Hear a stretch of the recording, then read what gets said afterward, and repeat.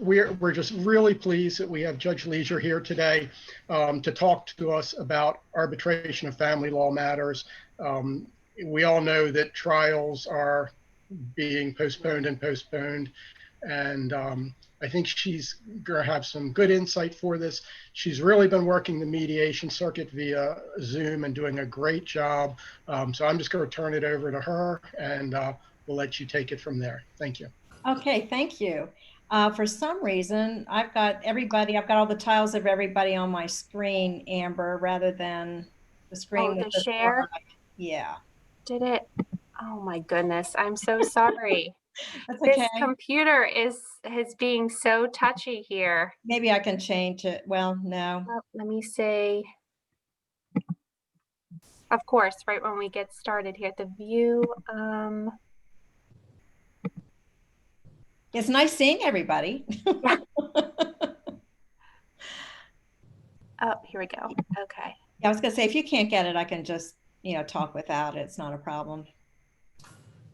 Okay, is it back now? Yeah, you just want to start from the beginning. The first.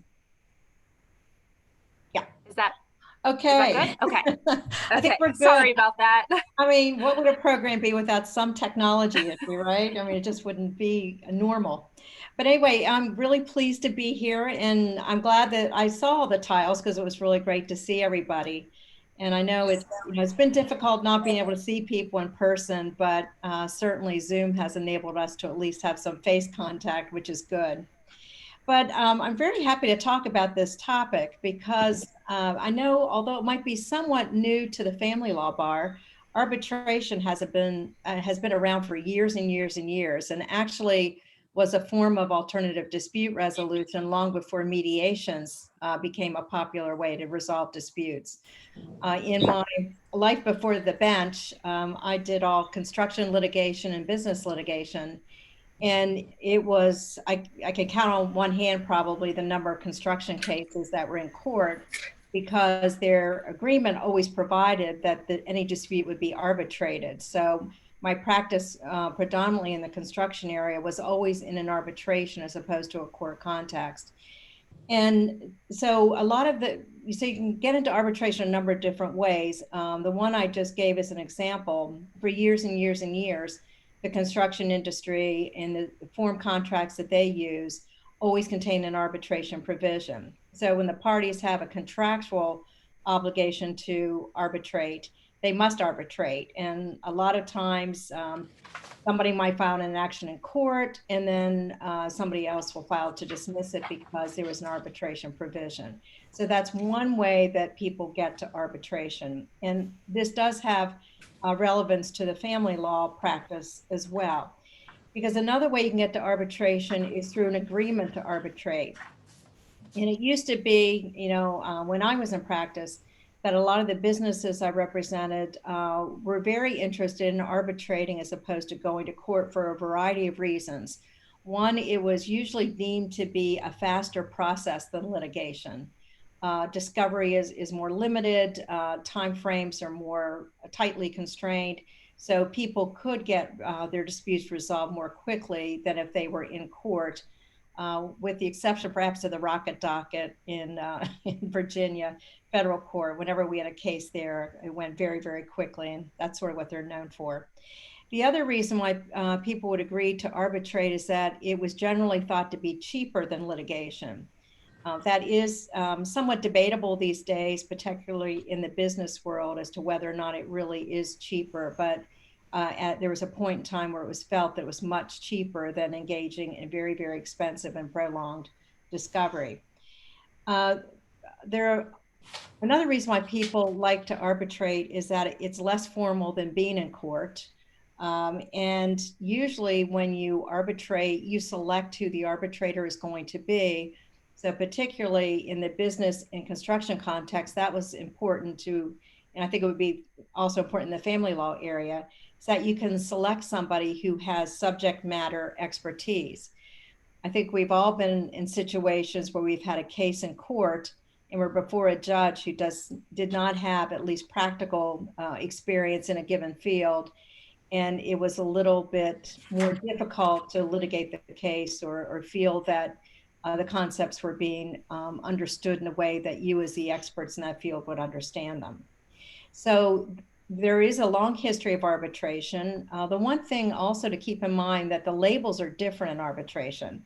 So in an arbitration, the person who is bringing the claim or the plaintiff is called the claimant. The person who is defending the claim is not the defendant, but the respondent. And you don't get a judgment, you get an arbitration award.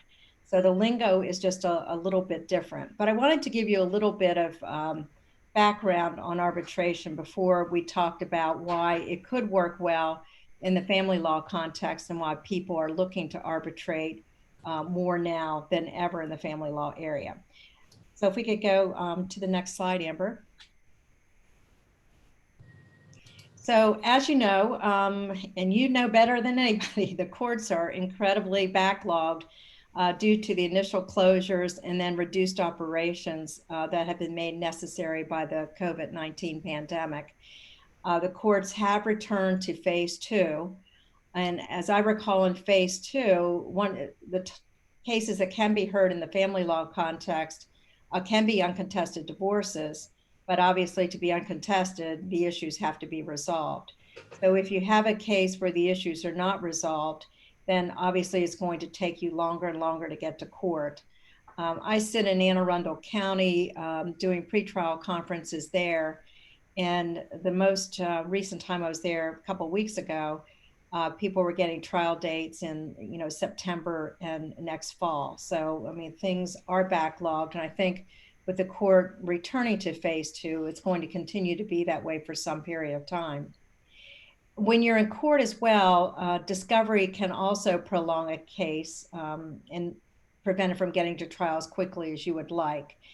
As you know, there are any number of discovery disputes, all kinds of motions to compel, all those types of things that can happen in a court setting that sometimes and often does delay the case getting to trial. Arbitration, it does have advantages. It can be scheduled within a reasonable period of time. It's really limited only by the schedules of the parties, their attorneys, and the arbitrator. It can be done in person or remotely. Arbitrations work really well and done remotely. And often the parties will agree to have more limited discovery, and then there's usually less reason for delay. Usually when arbitration dates are set, it's more unusual than not that they get postponed because people have thought about what they need to do. They're usually doing maybe a little bit less. And Amber, I don't know, there we go. The other thing with arbitrations and doing them remotely that I have personally found, there's often, if you're not in person, you hear this argument a lot, and I was probably one of the first people to make it. If you're not in person, you're not actually with people, how can you possibly assess credibility? It's a little different than mediation, where the role of the person presiding is not to assess credibility, but to help the parties facilitate an agreement.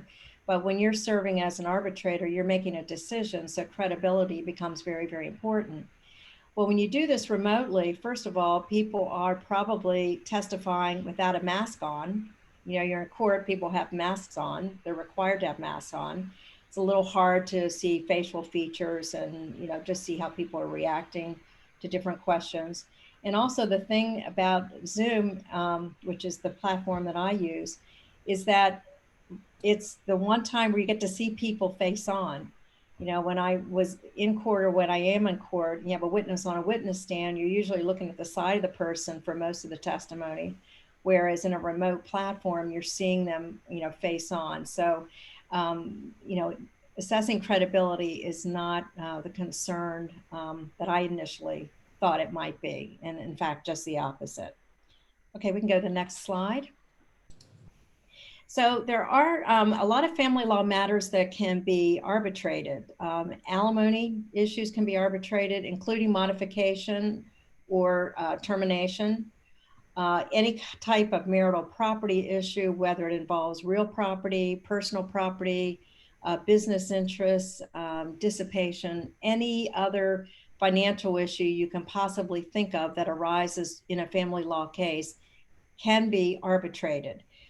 The things that cannot be arbitrated under Maryland law are child custody decisions.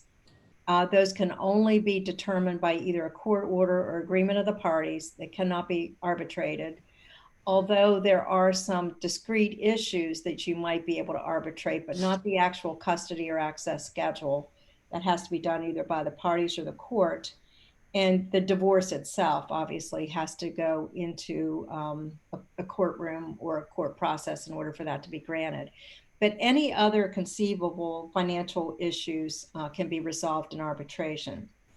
Something that I've been seeing for a while now, and I think it's gaining a little bit of popularity, is that when you are participating in a mediation and you reach an agreement, maybe at the end of the mediation, the agreement is reduced to a term sheet, but obviously not a full MSA. The parties might ask the mediator if they run into any problems in drafting the MSA in terms of interpretation of what the agreements were, that type of thing, or standard and customary language that they ask the mediator to serve as the arbitrator to resolve those issues. That can be done if two things happen. If the parties agree that that's okay, and if they waive conflict. Because once you've mediated, you've had access to information you might not have access to if you were simply arbitrating an issue. So they would need to waive that conflict in order for that to happen. So you can, I guess the point of me even mentioning all of this is that even if you don't arbitrate all of the financial issues, I mean, there are parts of family law cases that can be arbitrated without arbitrating the whole case. Another thing that is somewhat common is to have sort of a hybrid, a mediation and an arbitration process where the agreement going into this might be that the person is going to serve as the mediator, and if the parties can't agree or reach an impasse on any issue, then the mediator acts as the arbitrator. Again, that requires obviously a waiver of conflict by the parties, and because you're into a different role than how you started out, and they have to be in agreement with that. Another version of that I have not seen in family law cases yet, but have in business cases, is where you do the arbitration first, and then the arbitrator sort of writes down the number, say it's a personal injury case, writes down the number of what the award would be, and then the parties proceed to mediation. And often they never know what the arbitration award would have been because they're able to resolve it through the mediation process. But if they can't, then they have an arbitration award. So the case is finally resolved. So that's a little different way to look at it too. The other thing that I have seen and I think is perfectly fine and maybe not a bad idea to do is, a lot of MSAs or judgment of absolute divorces might have mediation provisions in them where if the parties can't reach an agreement on something, then they return to mediation, if it's a modification issue prior to filing in court. Well, if it's an alimony or financial issue, you could also agree that if there's a disagreement down the road as far as a reduction in alimony or termination of alimony, that they would proceed to arbitration. You can do that. You might not want to put that in agreement only for the reason that when you agree to arbitrate, you have to arbitrate, and there might be some other compelling reason 5 years down the road where somebody wouldn't want to arbitrate, where they would rather be in court. So just something to think about. Okay, next slide, please. So there are some things that you really do need to consider and discuss with your client when you're deciding whether or not to arbitrate as opposed to going to court on an issue. One, and I think is probably one of the more germane questions to ask, is your client willing to forgo an appeal? Because when you arbitrate and you get a final binding decision, I'm going to talk about how you can vacate that, but I will tell you it is very, very difficult to do. So you can expect that if you have a binding arbitration decision, that is going to be the decision absent some extraordinary circumstance that we'll talk about in a few minutes. So you need to have that discussion. Appeals are expensive. I mean, and that's another reason why people like to arbitrate is, okay, foregoing an appeal, but also foregoing the expenses of an appeal. Because you remove that when you agree to arbitrate. So you do have that layer of expense that's removed. The other thing to think about is whether or not you're willing to engage in less discovery that you would do if the case were to proceed to trial. That doesn't always have to be the case, but a lot of times people want to arbitrate because maybe finances are somewhat limited anyway, and they might agree to do a lesser amount of discovery, such as limiting the number of depositions or the number of interrogatories. There are a lot of things you can do in arbitration by agreement to cut the cost of the case. It's not anything that's going to be foisted upon you, but the whole premise of arbitration initially is that it should be a more expedient and less costly process than litigation. So sometimes that is a factor that really does come into play. Another thing, especially relevant these days, is how quickly does your client need or want the case to be concluded? If they want to be divorced, a month from now, and they have a disputed issue, that means they're not going to get a trial date for a year from now. They're not going to get divorced a month from now.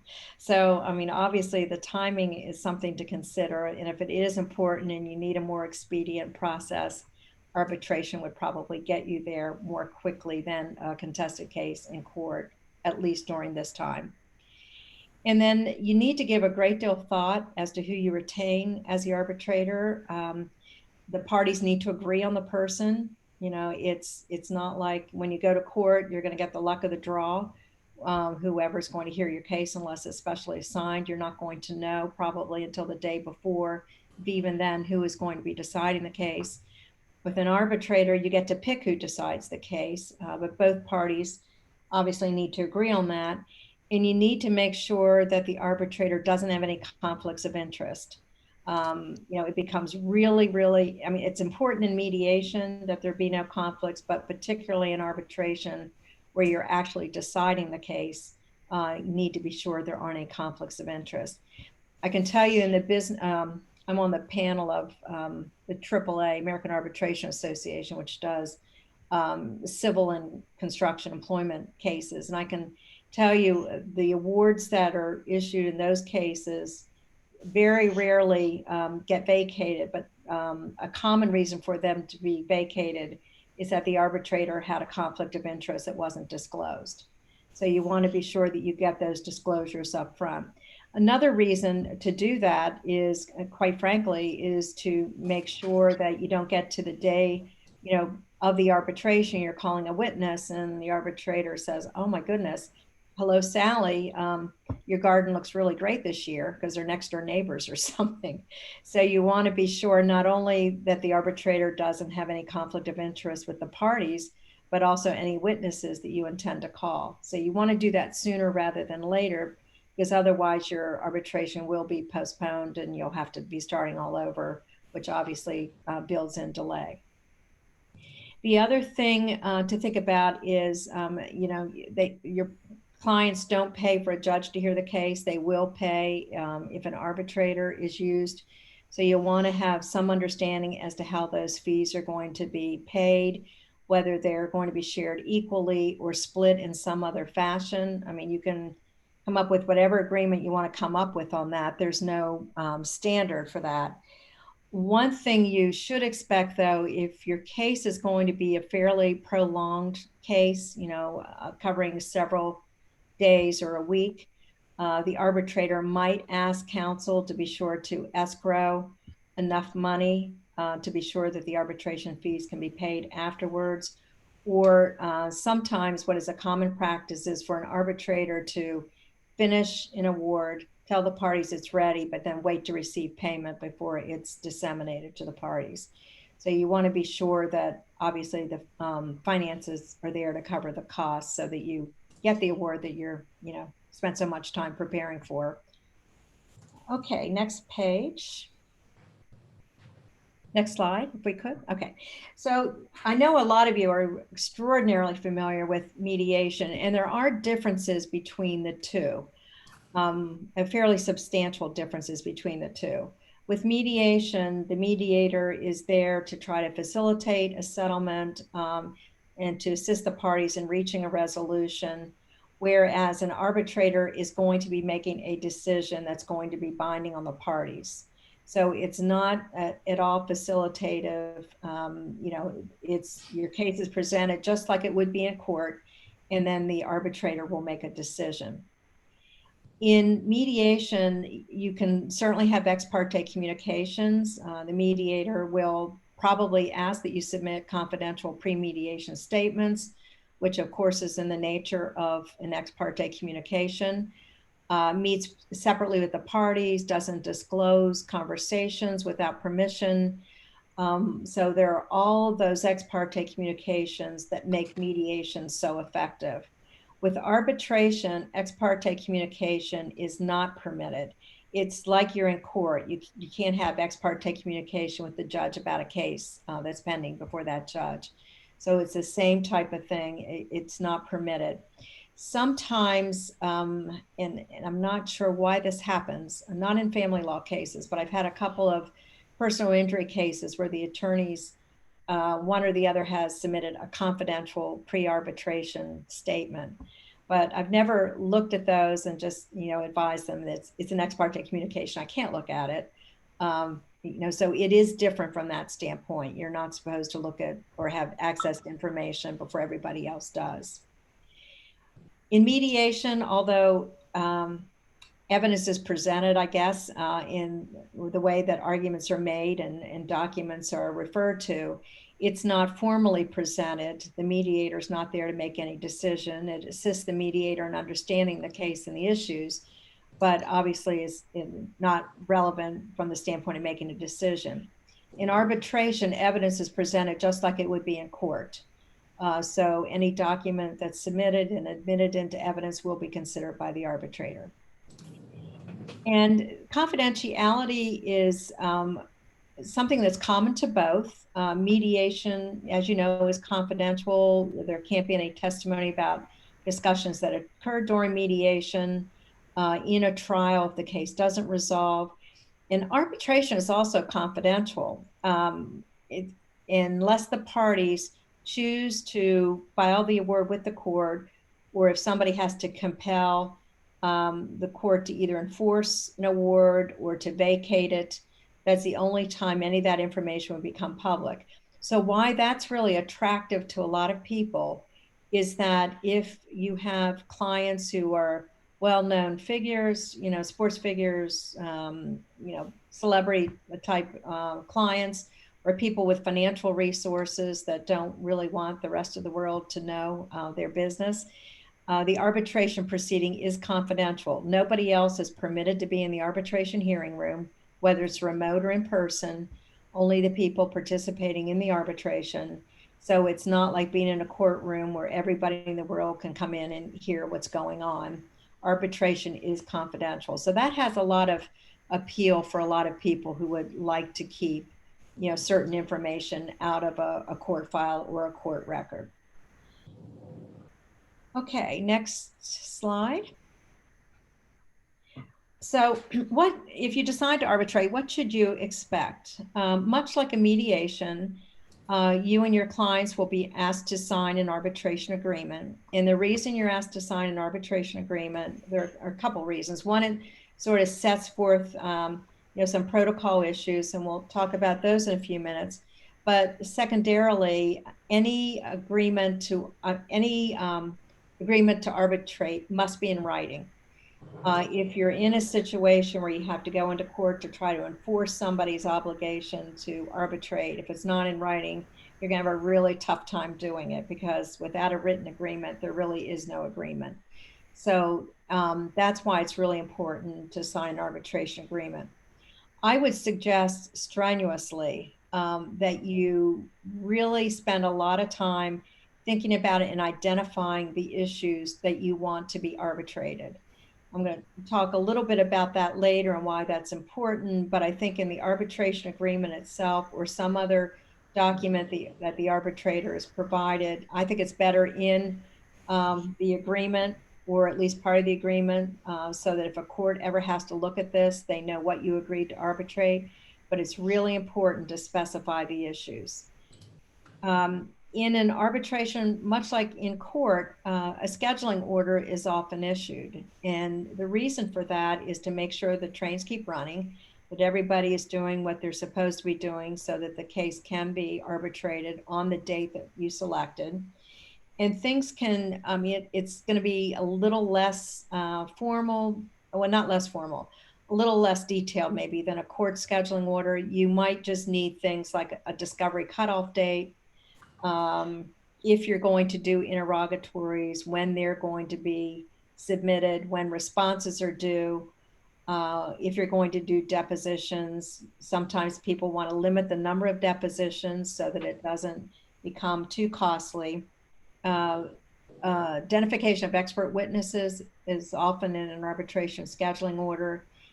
And then there is a date by which each party informs the other of who will be testifying at the arbitration, and then also exchanging the documents and exhibits that are going to be used at the arbitration.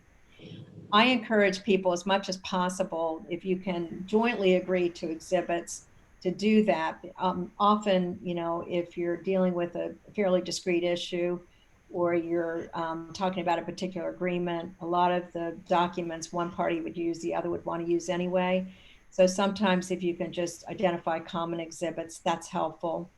But just know that there will be an exchange of that. And then obviously at the arbitration itself, the arbitrator would be provided copies of exhibits. I already talked a little bit about the fact that you're not required to, but you could have a little more limited discovery to cut the cost down if you want. In arbitration, the rules of evidence and procedure will be more relaxed. I mean, you can still make objections and you can still raise procedural issues, but it's going to be much more relaxed. It's a adjudicatory proceeding, but does not have all the formalities of a court trial. So that those rules of evidence and procedure are relaxed quite a bit. Also important to know, the arbitration hearing will not be recorded unless the parties retain the services of a court reporter. So there will be no, quote unquote record. There won't be any recording of the arbitration unless the parties retain somebody to do that. It's probably not really necessary unless there's a lot at stake. It's a high asset case, but you want to be sure you have a record. But again, when I talk about what you can and can't appeal, it's something you have to think about, is whether or not it's important and necessary to incur that expense. Okay, next slide, please. All right, one thing you need to be familiar with, there is a Maryland Uniform Arbitration Act, and this will apply to arbitrations in Maryland unless you specifically say it doesn't or some other act applies. So I've given you section 3201 and following of the Courts and Judicial Proceedings article. And I just wanted to point out a couple of things about that act that I think are very important for what you might be doing.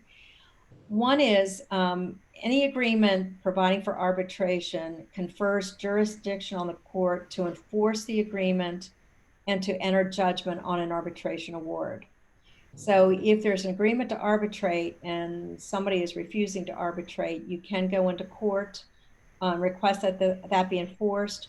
And then once you get an award, if the, say, monetary award isn't paid, you would be able to go into court and have the court enforce or enter judgment on that award. The act also provides that there has to be a written agreement to submit a controversy to arbitration, and that that provision is going to be valid, enforceable, and irrevocable, except any other ground that would exist to revoke a contract. So that's the only way you're going to get that provision revoked. Use similar arguments you would use to revoke a contract. Duress, fraud, all those other actions that you could, or arguments you could make. The one thing that is important to know too is that the Uniform Act, the arbitrator has the power to issue subpoenas, So when you want a subpoena for an arbitration proceeding, you're not going to ask the court to issue that. You're going to ask the arbitrator to issue that. But if somebody doesn't comply with a subpoena, the only place that subpoena can be enforced is in the court. So you'll have to go into court to get subpoenas enforced if somebody isn't complying with the subpoena, but the arbitrator can initially issue the subpoenas. And then the act also provides that any arbitration award has to be in writing and made within the time set forth in the agreement. A lot of agreements don't have a time set forth in them for when the award's going to be issued, but I would strongly suggest that when you're scheduling an arbitration, discuss that with the arbitrator, see if there can be an agreement that you later reduce to writing as to how much time would pass before the award is issued. They're usually issued quickly. I mean, I can only speak for myself and anecdotally what I know about others. There's not going to be delay that you sometimes get with some court decisions. I'm embarrassed to say sometimes those do take a while to get issued. But anyway, it's probably going to be not as long. The other thing, though, you will want to, because you're going to get billed for the time that's spent on drafting the award, you can talk to the arbitrator and let the arbitrator know what type of award you want. I mean, do you want a full-blown, a reason? It's called a reasoned award, which gives all the reasons, much like you would get in a decision from the court, all the reasons why the person deciding the case reached the decisions they did.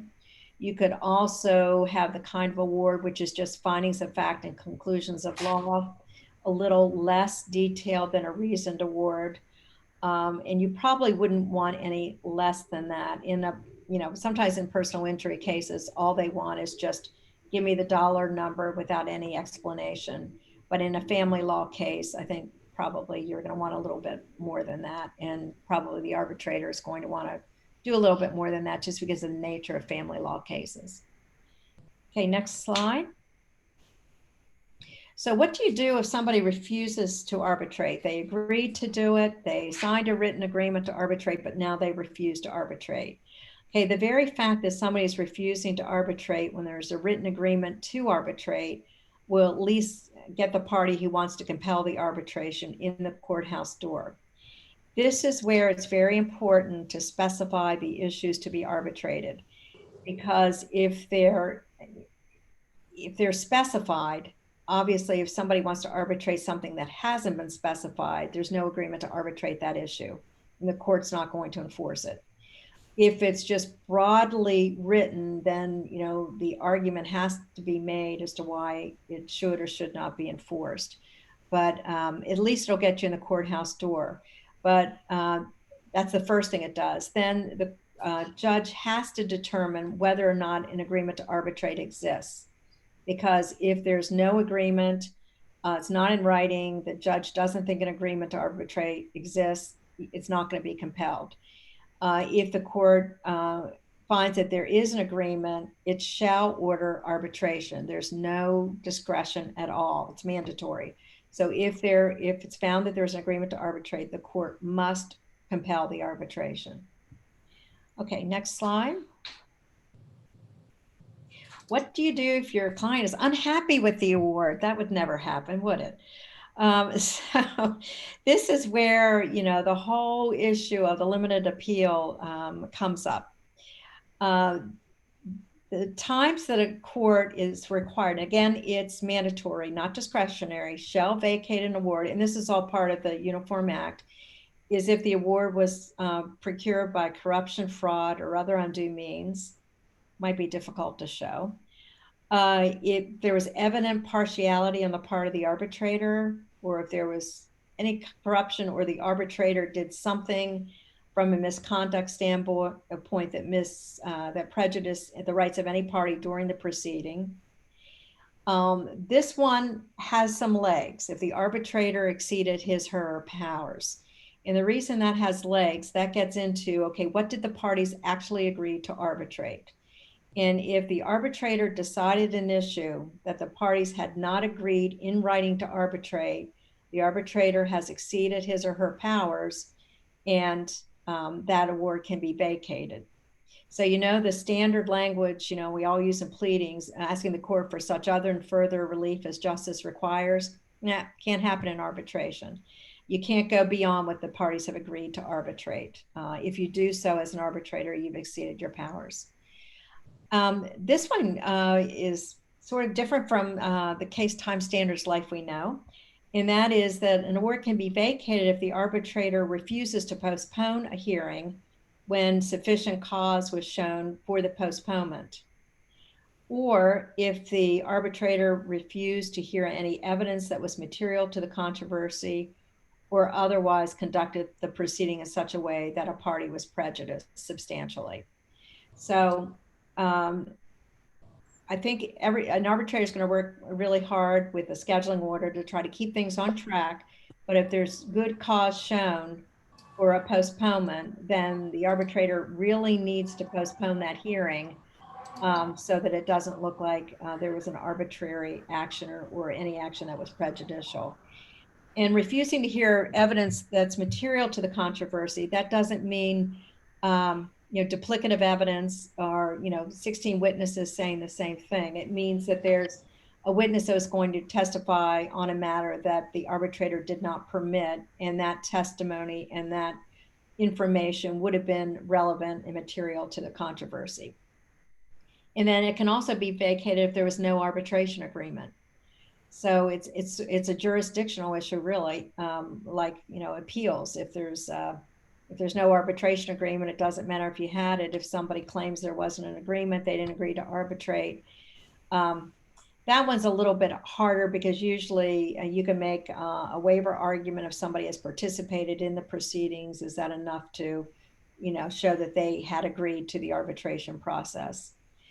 The court, though, and this is where you have to have that discussion about appellate rights, is that a court cannot vacate an award or confirm it simply on the ground that the court would not have done what the arbitrator did, or would have reached a different conclusion, or would have granted different relief.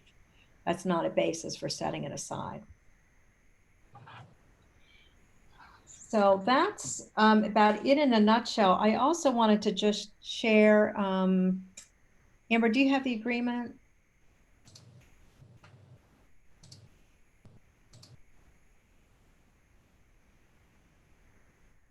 Okay, this is just what I use that gets, this is my starting point for an arbitration agreement, but I just wanted to share it to show you the provisions that you might see in an arbitration agreement. I mean, everybody has probably their own form and own way of doing things, but it will say, or at least mine does, that the arbitration is conducted pursuant to the Maryland Rules of Procedure.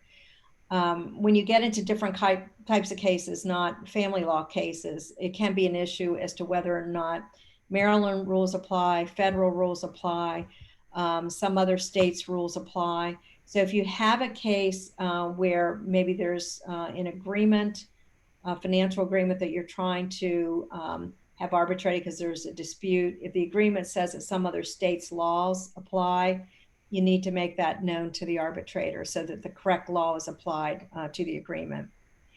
Mine just reinforces the no ex parte communication with the arbitrator, that certainly you can communicate with the arbitrator, but make sure the other side is copied on any correspondence.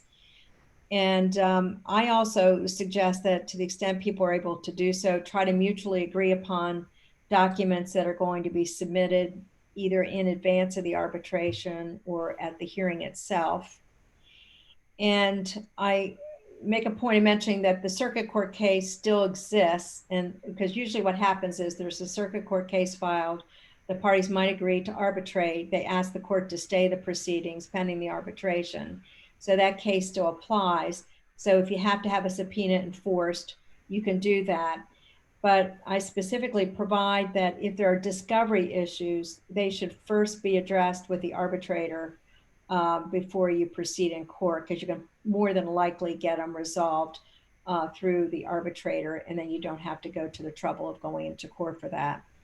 And then obviously the fee structure is addressed. So this is very simplistic. The ones I when we actually do one for a case, are probably more detailed, but I just wanted to show you that some of those points we talked about are reinforced in the agreement. So I think with that, that is all I really wanted to at least present, but I'm more than happy to answer any questions anybody has. Judge, could we start it off with a question that someone put into the chat? Yes. And the question is, how do you deal with a party who obstructs arbitration by simply refusing to agree on a choice of arbitrator? Oh, oh boy. Well, that's a really good question.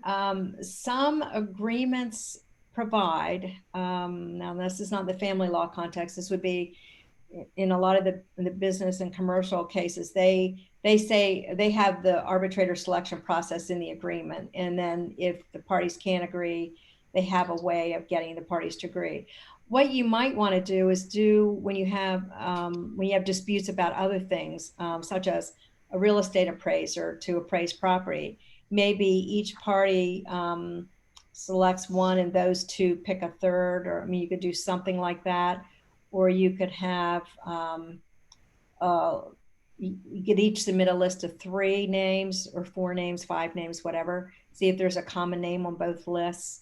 Yeah, you probably need to be a little bit creative on how you get that done, because the court's not going to, well, let me think. I've never had that presented, but if there's an agreement to arbitrate and the parties can't agree on the arbitrator, I mean, maybe the court would appoint. I don't know. You'd have to check the case law on that a little bit. I'm not sure what the answer to that is. If you filed a motion asking the court to appoint, because if the court finds the parties have agreed to arbitrate, then obviously everybody is supposed to be proceeding in good faith. That's a good question.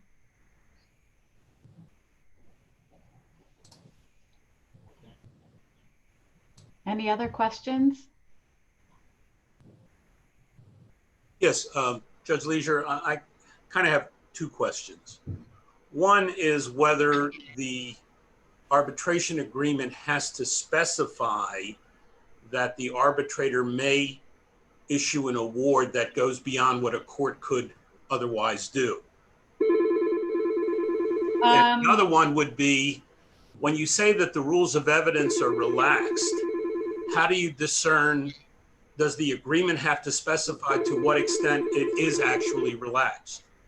To your second question, no, it does not have to specify that. It's just the nature of the proceeding itself.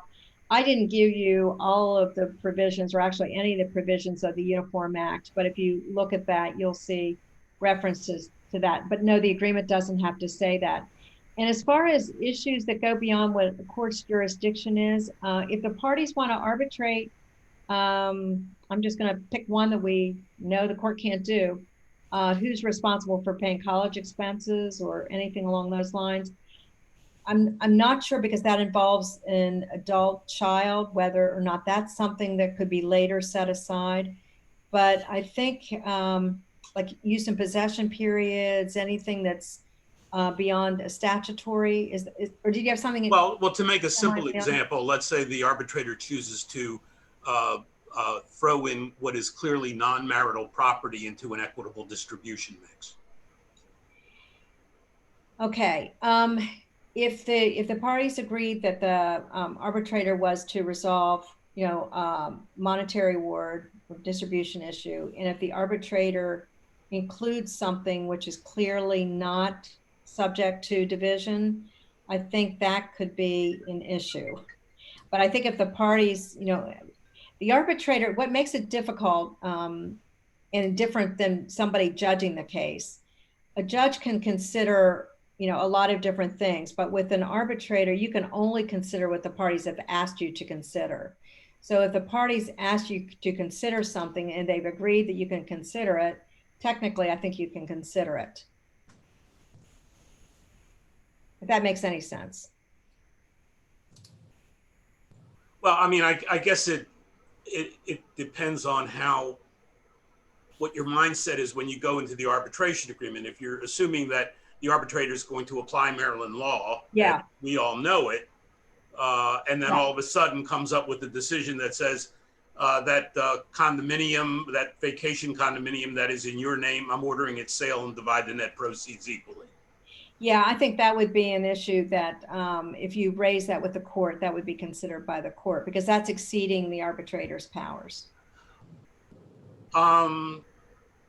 So in the absence of a specific agreement that allows the arbitrator to go beyond what would be Maryland law, then it would be a violation of the agreement. Yes. But theoretically, so. you could put such a provision in there. Yes.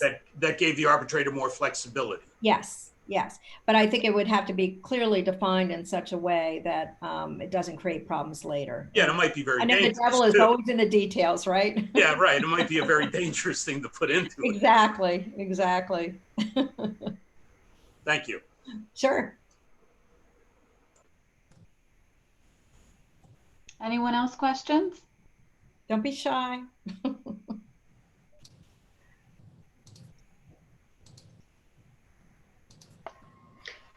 Christine, we have one that's on the chat. I'll just read it. And it says, could you talk about hybrid mediation arbitration proceedings where the parties may authorize the mediator to arbitrate disputes that they are unable to resolve during the prescribed mediation session? Okay. Usually going into the it occurs in one of two ways. One is before you start the mediation, the parties already know that they want the mediator to do that. So there's a mediation/arbitration agreement that's drawn before you go into the mediation that spells all of that out, waives the conflict, and that's the easy way to do it. Sometimes what happens is during the mediation itself, the parties reach an impasse and the lawyers will say, will you just decide this issue? And you can only do that if the parties agree that you can actually decide the issue and if they waive conflict. But they have to really understand what that conflict is. And conflict is you're making a decision that's then going to be binding. And by the way, it has to be, arbitration awards have to be in writing, so it has to be in some written form. But then you're making a decision, but you might have information you gain during the mediation process from one side that the other side doesn't know about. And there could be a concern that you would be using that information inappropriately. So that's why they have to waive the conflict. The cleaner way, although I have not seen this done in a family law case, is to actually put on a short, have an arbitration hearing first on the issue. The arbitrator then writes down what the result is going to be if it has to be decided. Then the parties mediate, but they mediate knowing that if they can't resolve it, somebody, there's going to be a decision. And I think that's, a lot of times that's effective because people are in a better place to mediate knowing that. I hope I answered your question, Tony, if that makes any sense. Or it wasn't Tony's question, it was from the chat. So I hope that makes sense. If you need more clarity, let me know.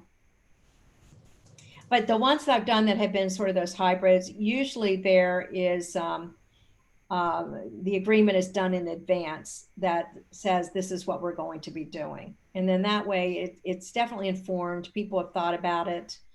They understand going in what is going to happen.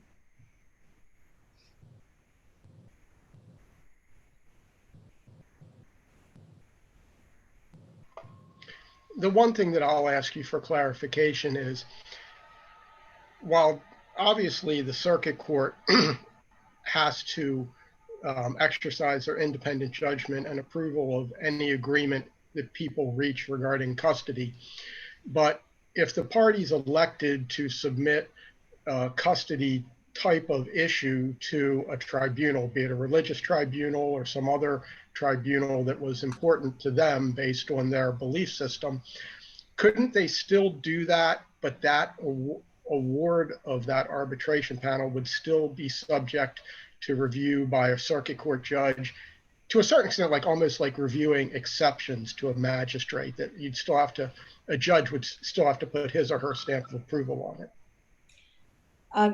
Yes, I mean, I think that does, I think that does happen in the religious context. And yes, I mean, because I think the court's not going to accept another, well, let me put it this way. A court can't, I think, accept a decision of another tribunal, but can certainly, I guess, consider it. I don't know. I think the law is so clear that those decisions, unless the parties agree, or the court decides, I think it's a slippery slope and could run into problems. But it could be that the parties, maybe this is the way it happens pragmatically and practically. Maybe the parties agree for religious or other reasons, they're going to submit the dispute to that tribunal, but they agree that they're going to be bound by that decision. If they agree they're going to be bound by that decision, then that is in essence their agreement that is then presented to the court. Yeah, I'm pretty sure I know there's an appellate case, and I can't remember the name. Yeah, I can't either. And I'm wondering, is it Kovacs versus Kovacs? There you go. Yes, That's thank you, Leon. It's Kovacs. That is correct. That's it. It's been a while since I've looked at it. Do you remember the details that, Leon, enough to? Yeah, I think does that Stuart answer the Braderman was one of question? the attorneys. I'm sorry, what? I think Stuart Braderman was one of the attorneys. Oh, okay. No, I think it was a bet din that whose decision was being appealed, and if I had to guess, my recollection was that it was not an authority that you could delegate outside of a circuit court. Yeah. But I'm not 100% sure. Well, that's at least in the arbitration context. I'm 100% positive. It's not an issue that can be submitted to private arbitration.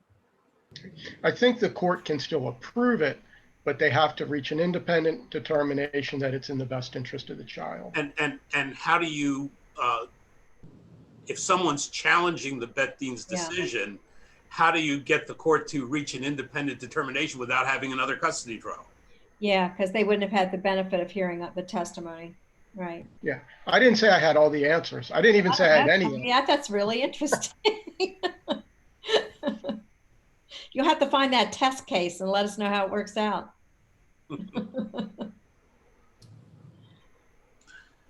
Yeah, I mean, there were a series of cases, appellate cases that I vaguely recall where, the question was whether you could leave to a best interest attorney or a parent coordinator to make some decisions in a contested access issue or something like that.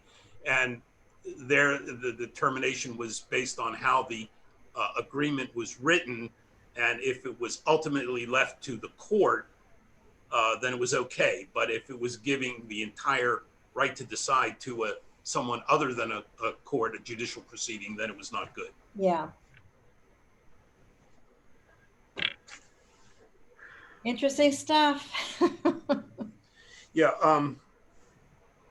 I remember serving as an arbitrator in one case only because two lawyers asked me to do that, as opposed to acting as a mediator.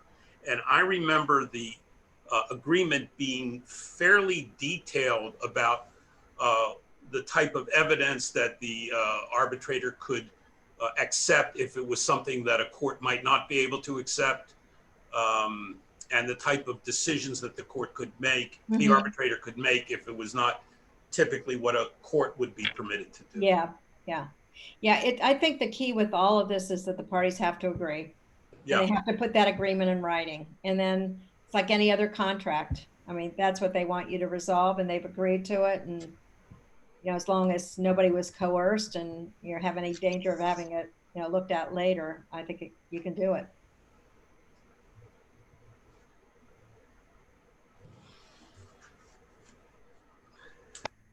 Well, we are about 5:35, and I think we've covered the questions. There's nothing else left in the chat that's a question. I will say thank you, and I want to just say that I don't ever recall seeing Homer Simpson in a slide or any educational presentation, and it made me just remember his famous line, which is, "I didn't do it. Nobody saw me do it. You can't prove I did it." And I'm convinced I'm going to have every one of my clients remember those three lines, because they are classic Homer Simpson. But if we don't have any other questions, I want to thank everybody for participating. It was well attended. And Judge Leisure, thank you so much. They were great slides, not just for the content, but actually the style and the presentation, which I think lots of times as lawyers, we see some pretty boring slides because sometimes we're not very creative, but you did a wonderful job. Well, thank you so much. It was an absolute pleasure. So thank you and good luck to everybody, and please stay safe and healthy. Thank you, Judge. Yes, and thank you, Amber. Yes, thanks, Amber. Of course, of course. Thank you guys. Take care. Have a Thank good you, one. Judge. You're a pro. Thank you, Thank Tony. you. Thanks, Amber. Of course. Good night. Good Good night, night. everybody.